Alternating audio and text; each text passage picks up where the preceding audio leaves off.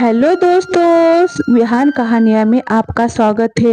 ये बात है नामपुर गांव की, जहां एक पति अपनी पत्नी की कंजूसी से तंग आ चुका था। अरे क्या हुआ भाग्यवान, ये मोह क्यों चढ़ा रखा है तुमने? आप तो मुझसे बात ही मत करो जी। आपसे शादी करके तो मेरी किस्मत ही फूट गई। अरे मैं तुमसे इतना प्यार करता हूँ। अच्छा घर है, अच्छा खाते हैं, हम अच्छा पहनते हैं, फिर कहाँ किस्मत फूटी हुई है। अरे अच्छा नसीब मेरा नहीं, आपकी माँ का है। सारी कमाई लाकर माँ की हथेली पर रख देते हो। घर का करता धरता तो उन्हीं को बनाया हुआ है। मेरी तो कोई इज्जत ही नहीं है। तुम गलत समझ रही हो। माँ भी तुमसे उतना ही प्यार करती है जितना मैं करता हूँ। माँ तजुर्बे वाली है, घर को अच्छे से चलाती है, थोड़ा सा बचा कर चलती है और हम सब अच्छा जीवन बिता सके उसके लिए ये माँ अच्छे से खर्च भी करती है। हाँ हाँ, मर जाना, बस अपनी माँ के ही गुण गाते रहना। लो कर लो बात, इसमें चिल्लाने वाली कौन सी बात है। मैं तुम्हें देता तो हूँ तुम्हारे निजी खर्चों के लिए पैसे, नहीं चाहिए आपका चिल्लर। दरअसल सूरज एक अच्छा इंसान था। उसकी परचूरी की दुकान थी और उसका परिवार एक सुखी जीवन जीते थे। पर उसकी पत्नी सोनाली इस बात से चिढ़ी थी कि सूरज सारी कमाई अपनी माँ को देता था, क्योंकि उसकी माँ एक समझदार औरत थी। लेकिन कुछ समय बाद आए दिन झगड़े होने लगे। अरे भाग्यवान, ये सामान बांधकर कहाँ जा रही हो? अपने मायके रहने जा रही हूँ। क्या आप में ये नाइंसाफी और नहीं झेल सकती? आप रहो अपनी माँ के साथ मजे से। मैं आपको छोड़कर हमेशा के लिए अपनी मायके जा रही हूँ और कभी वापस नहीं आऊंगी। ऐसा मत करो भाग्यवान, मेरा घर तुम्हारे बिना घर नहीं रहेगा। आखिर एक पत्नी की वजह से ही तो घर बना है। अगर ऐसा है तो आपको मेरी शर्त माननी होगी। आप अपनी सारी कमाई मुझे ला कर दोगे। सारी की सारी, आज से ही घर की मालकिन मैं होगी। मेरे बिना घर में कुछ नहीं होगा, जो होगा वो मेरी मर्जी से होगा। पर ऐसे कैसे? मेरी बात तो कहने सुनने को तो कुछ नहीं बचा जी। मैं जा रही हूँ, बस कभी वापस नहीं आऊंगी। रुक जाओ सुनीता, मैं तुम्हारी शर्त मानने को तैयार हूँ। मैं सारी कमाई तुम्हें दे दूंगा। आज से ही तुम मेरे घर की मालकिन हो, पर इस घर को छोड़कर मत जाओ।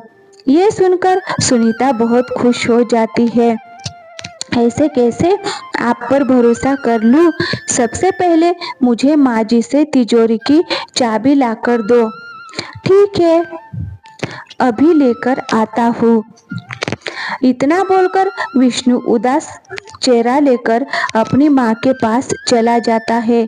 माँ, वो तिजोरी की चाबी दे दो, नहीं तो सुनीता। अरे बेटा, इसमें दुखी होने वाली कौन सी बात है? कल के दिन भी तो उसे ही जिम्मेदारी मिलनी थी। अभी देती हूँ, चाबी दे दे उसे और तो उदास मत हो। धन्यवाद माँ, आपकी बात सुनकर मेरा दिल हल्का हो गया। फिर सूरज चाबी सुनीता को दे देता है। अरे वाह, तिजोरी में इतना पैसा, अब मैं इस तिजोरी को पूरा पैसों से भर दूंगी। फिर मेरे पास पैसा ही पैसा होगा। फिर ऐसे ही कई दिन बीत जाते हैं। एक दिन विष्णु थका हार अपने घर आता है। भाग्यवान, मुझे बहुत जोरों की भूख लग रही है, जल्दी से खाना लगा दो। जी अभी लगाती हूँ। सुनीता खाना लगा देती है। खाने को देखकर सूरज हैरान हो जाता है। ये क्या, मैं तो तुम्हें सुबह आलू के पराठे और दही वड़े बनाने को बोलकर गया था, तो तुम ये प्याज की चटनी और रोटी रख रही हो। क्या हुआ, पैसे खत्म हो गए क्या? हाँ जी, जितने भी थे सब खत्म हो गए, इसीलिए ये चटनी बांटनी पड़ी। तुम चिंता ना करो, ये लोग पूरे 10,000 और कल से अच्छा खाना बनाना। मैं अभी यही खाना खाता हूँ, ठीक है जी। सुनीता उन पैसों को ले जाकर तिजोरी में रख देती है, जिसमें पहले से बहुत सारे पैसे थे। इतने कम समय में कितने सारे पैसे जमा कर लिए। अब मैं अमीर हो जाऊंगी, फिर तो मेरे पास पैसा ही पैसा होगा। फिर ऐसे ही सुनीता धीरे धीरे करके घर में खाना बनाना बंद कर देती है, और जब उसका पति सूरज उससे सवाल करता है तो कोई ना कोई बहाना बना देती। अब धीरे धीरे घर के हालात बदतर होते जा रहे थे। सुनीता, मुझे तिजोरी से कुछ पैसे निकाल कर दो, क्योंकि मुझे इस बार दुकान में सामान डालना है। सब सामान खत्म हो गया है, और तुम्हें तो पता ही है त्योहार आने वाला है, तो मुझे सामान डालना ही होगा। अपनी दुकान में ज़्यादा सामान नहीं है, तिजोरी में तो कुछ भी नहीं है। जी, आप खुद देख लो, क्या तिजोरी में कुछ भी नहीं है? अरे, मैं तुम्हें इतने सारे पैसे लाकर तो देता हूँ, खुद पर रुपए तक नहीं रखता, और तुम बोल रही हो कि तिजोरी में 1 रुपया भी नहीं है। तो क्या आप मुझसे हिसाब लेंगे?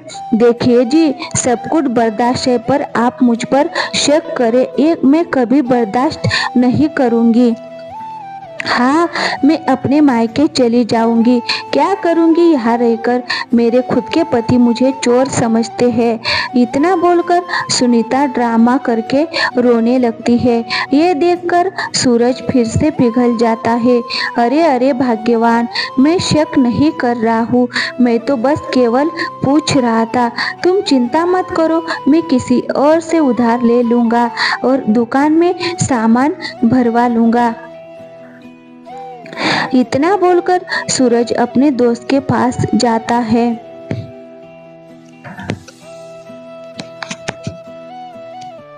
अरे भाई किशन, मुझे कुछ पैसों की ज़रूरत है, मुझे उधार चाहिए थे, मुझे अभी पैसों की ज़रूरत है। अरे सूरज, तुम तो इतने पैसे वाले हो, तो तुम्हें पैसों की ज़रूरत कैसे पड़ गई? सब ठीक तो है ना मेरे भाई? हाँ, सब ठीक है, बस पैसे ही नहीं है फिलहाल, और दुकान में मुझे सामान डालना है। अरे सूरज भाई, तुमने मेरी इतनी बार मदद करी है, तो मैं तुम्हें कैसे मना कर सकता हूँ? मैं भी तुम्हें अभी पैसे दे देता हूँ, बस तुम समय से लौटा देना। तुम्हारा बहुत बहुत धन्यवाद भाई। इधर सूरज उधार ले रहा था, तो दूसरी तरफ सुनीता अपनी 2 सहेलियों के साथ बैठे हुए हंस रही थी। अरे वाह, क्या गजब का नाटक किया है तूने बहन। फिर क्या हुआ? फिर क्या होना था? फिर वही हुआ, 2 छोटे आंसू निकाले और मायके जाने की धमकी दी, और मेरा भोला पति बेचारा पिघल गया और झट से मुझ पर यकीन कर लिया। वाह सुनीता, तू तो बहुत तेज है। तेज होना पड़ता है मनीषा बहन, तेज हूँ इसीलिए तो पूरा घर अपनी मुट्ठी में कर लिया है। मैं तो घर में कई दिन तक खाना नहीं पकाती, उल्टा उन पैसों को छुपाकर तिजोरी में रख देती हूँ। फिर तीनों जोर जोर से हंसने लगती है। फिर शाम होने पर सूरज घर आ जाता है। अरे क्या हुआ माँ, आप ऐसे क्यों कांप रही हो? बेटा, वो तेज बुखार है, कई घंटे से ऐसे ही कांप रही हूँ। अरे सुनीता, जल्दी देखो माँ की तबीयत कितनी खराब है। सुनीता भागकर तुरंत आती है।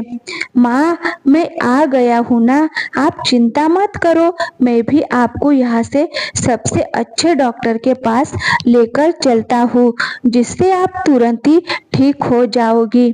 हाँ बेटा, जल्दी ले चल, सीने में बहुत दर्द हो रहा है। सुनीता, जल्दी से पैसे लाकर दो, माँ को डॉक्टर के यहाँ लेकर जाना है। ये सुनकर सुनीता मन में ही बड़बड़ाने लगती है।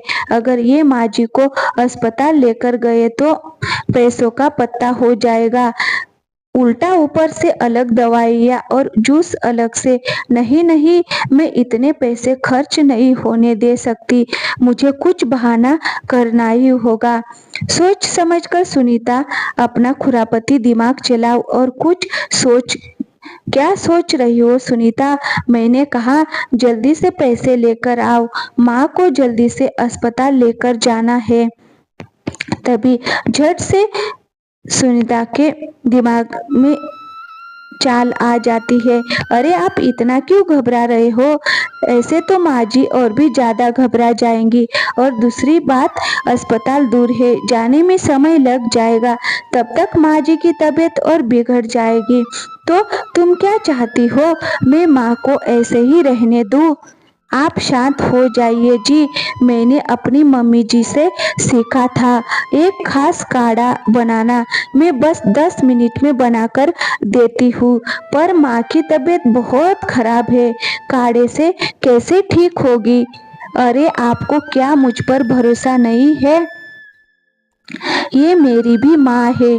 ठीक है, लेकिन जल्दी लेकर आओ।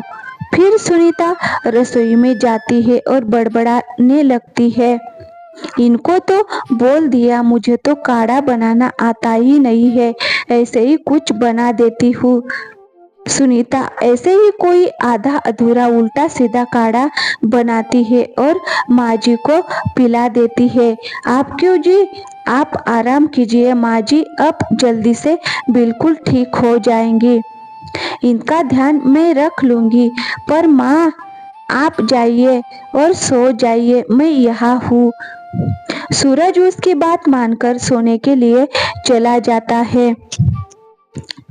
सुबह होने पर सुनीता सूरज को माँ से नहीं मिलने देती और उसे दुकान पर भेज देती है।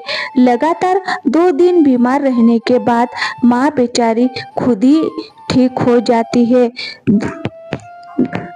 सुनीता की कंजूसी बढ़ती जा रही थी, जिसे सूरज भी जानने लगा था, पर जब भी वह उससे कुछ पूछता वो नाटक करने लग जाती।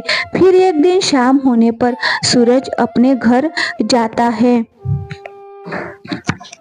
चलिए जी, आज आपकी बहन के यहाँ चलते हैं। हाँ ठीक है, चलेंगे, पर मुझे अभी बहुत तेज भूख लग रही है, पहले खाना खा लूँ, फिर उसके बाद चलते हैं। मेरी तबीयत ठीक नहीं थी, इसीलिए खाना नहीं बना पाई। चलिए ना, आपकी बहन के घर ही जाकर खा लेंगे। अरे पर मेरी बात तो सुनो। चुपचाप चलिए जी। सुनीता जबरदस्ती ही सूरज को उसकी बहन के यहाँ ले जाती है। अरे आप लोग इस टाइम सब ठीक तो है ना? वो क्या है ना यमुना बहन, तुम्हारी भाई को तुम्हारी बहुत याद आ रही थी, इसीलिए काम से आते ही सीधा चले आए, ना बोला पर खाना भी खाकर नहीं आए। फिर बहन मन में सोचती है, ये तो खाने के टाइम पर आए हैं, एक बार पूछ लूं, क्या तुम कहो तो मैं ले आऊं खाना? लो ननन हो तुम्हारी हमारी, या थोड़ी ना हम शर्मा ले, आओ खाना लेकर आओ। ये देखकर सूरज शर्मिंदा हो जाता है। ये क्या कर रही हो भाग्यवान, अब क्या हमारे इतने बुरे दिन आ गए हैं कि खाना भी किसी और से मांग कर खाना पड़े? आप चुप रहिए जी, आपकी ही बहन है। फिर सूरज की बहन कमरे में जाती है। लो जी, ऐसे झूठ मूठ को ही पूछा, ये तो सच्ची में गले पड़ गए। उसके बाद वो दोनों वहाँ खाना खाकर घर वापस लौट जाते हैं। अब सुनीता की कंजूसी ज्यादा से ज्यादा बढ़ती ही जा रही थी। अक्सर वह रिश्तेदारों के घर जाती और जबरदस्ती खाना खाती और अपने पति और सास के लिए भी मांग कर लाती। उसने सूरज और उसकी माँ की नाक में दम कर दिया था। ना घर में खाना बनता, ना ही नए कपड़े आते, ना ही घर की मरम्मत होती, और उसने तो दूध तक लेना बंद कर दिया था। उसने धीरे धीरे करके एक एक पैसों से तिजोरी भर ली थी। उस तिजोरी का नाता सूरज को पता नहीं था कि उसकी माँ को फिर एक दिन रात होने पर, हाय, मैंने कितने सारे पैसे जोड़ लिए, मैं इस गांव में सबसे ज्यादा धनवान हो गई हूँ। जब वह ये सब खुद से बोल रही थी, तभी कोई उसे चुपके से देख रहा था। फिर वो तिजोरी के ताला लगाकर चाबी एक जगह छिपा देती है। अरे सुनती हो, मैं माँ को लेकर जा रहा हूँ काली माँ के दर्शन करवाने दूसरे गांव। कल तक लौटूंगा, तुम अपना ध्यान रखना। ठीक है जी। सूरज और उसकी माँ दोनों चले जाते हैं। मैं अकेली यहाँ क्या करूँगी? मैं मायके चली जाती हूँ, 2 टाइम खाना वही खा लूँगी, पैसे भी बच जाएंगे। फिर सुनीता पैसे बचाने के चक्कर में वहाँ तिजोरी की चाबी लेना ही भूल जाती है। अगले दिन जब सूरज और उसकी माँ वापस आते हैं, तब सुनीता भी आ जाती है। सुनीता जैसे ही तिजोरी के पास गई तो चीख उठी, क्योंकि तिजोरी खुली हुई थी और सारा पैसा गायब था। सुनीता की ये चीख सुनकर सूरज और उसकी माँ भी वहाँ आ जाती है। क्या हुआ? ऐसे क्यों चिल्ला रही हो? फिर सुनीता कुछ बोलने की बजाय जोर जोर से रोने लगती है। अरे क्या हुआ? ऐसे क्यों रो रही हो तुम? मैंने सब बर्बाद कर दिया जी। इस तिजोरी में सारे पैसे थे जो मैंने इसमें रखे थे, किसी ने चुरा लिए। क्या पैसे चोरी हो गए? वो पैसे जिसकी वजह से माँ को और मुझे दोनों को भूखा सोना पड़ा। बीमारी में कोई दवाई नहीं मिली, ना ही सर्दी में कोई गर्म कंबल मिला। हमें इतनी परेशानी देकर तुमने वह पैसे चोरी करवा दिए। मुझे नहीं पता जी कैसे चोरी हुई, मैंने तो चाबी संभाल कर रखी थी। किसी ने मुझ पर जरूर नजर रखी होगी। इतने दिन से जो सूरज चुपचाप सह रहा था, आज वो फट पड़ा था। सुनीता, बस बहुत हुआ। सुनीता, तुम्हारा दुख इस बात का नहीं है कि पैसे चोरी हुए, बल्कि दुख इस बात का है कि तुमने हमें भूखा रखकर और हमसे इतने पैसे छुपा कर रखे। अरे खाली पेट मुझसे काम नहीं होता था। तुम्हारी वजह से अपनी दुकान ठप पड़ गई। लोगों से कर्ज लेकर चारों तरफ से गिर चुका हूँ। हर कोई दुकान पर पैसे मांगने ही आता है, पर मैं क्या करता हूँ, सबसे पहले तुम्हें पैसे लाकर देता हूँ, क्योंकि जिम्मेदारी है मेरी। खुद परेशान रहकर भी तुम्हारा ख्याल रखता हूँ। अब तुमने अपनी कंजूसी का नतीजा देख लिया ना, सब बर्बाद हो गया। ये बात सुनकर सुनीता और रोने लगती है।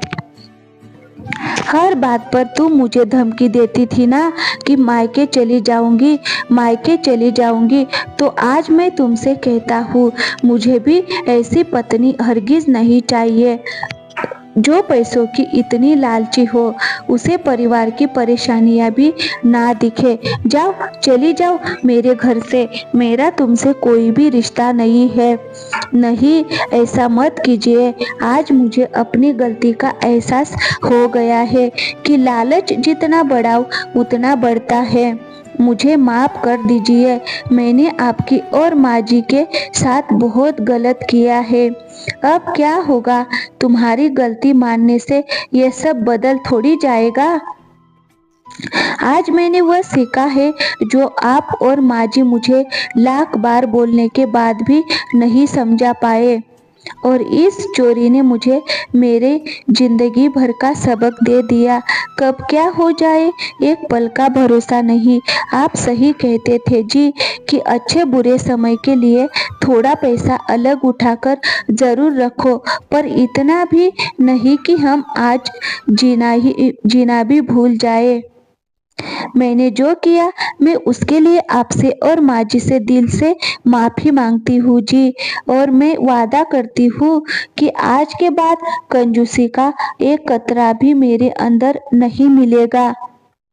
मैं इतनी समझदारी से काम कर लूंगी कि ये बुरा वक्त कब अच्छा वक्त हो जाएगा पता ही नहीं चलेगा। मैं हाथ जोड़ती हूँ, बस एक मौका दे दीजिए।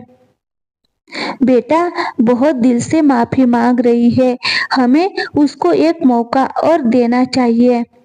मेरा तजुर्बा कहता है कि इसे इसकी सीख मिल गई है। देखना मैं इस गलती की भरपाई ऐसे करूंगी कि आप सबको मुझ पर नाज होगा। और इस पैसे को सिर्फ पैसा समझूंगी, कोई जिंदगी नहीं। उसके बाद वह तीनों एक नए सिरे से जिंदगी